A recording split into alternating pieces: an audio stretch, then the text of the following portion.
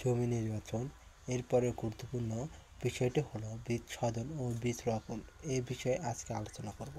বীজ রোপণের আগে প্রতি কেজি বীজ 3 গ্রাম মিটার ফেস 203 গ্রাম সিরাম দিয়ে শোধন করে নিতে হবে। বীজ শোধনের জন্য একটা ঢাকনা প্লাস্টিক বা টিনের পাত্র ব্যবহার করা যেতে পারে। প্রতি কেজি বীজের জন্য 3 গ্রাম মিটার ফেস 200 এটা শতকরা 0.45 পাত্রের মধ্যে নিয়ে এমনভাবে ঝাঁকাতে হবে যেন বীজের সাথে ওষুধ ভালোভাবে মিশে যায়। শোধনটি বীজ একটি বদ্ধ পাত্রে রাখতে হবে যাতে বাতাস ঢুকতে না পারে। ভুট্টার বীজ জমিতে সারিতে বুনতে হয়। সারি থেকে সারির দূরত্ব 60 থেকে 75 সেন্টিমিটার এবং গাছ থেকে গাছের দূরত্ব 25 থেকে 30 সেন্টিমিটার।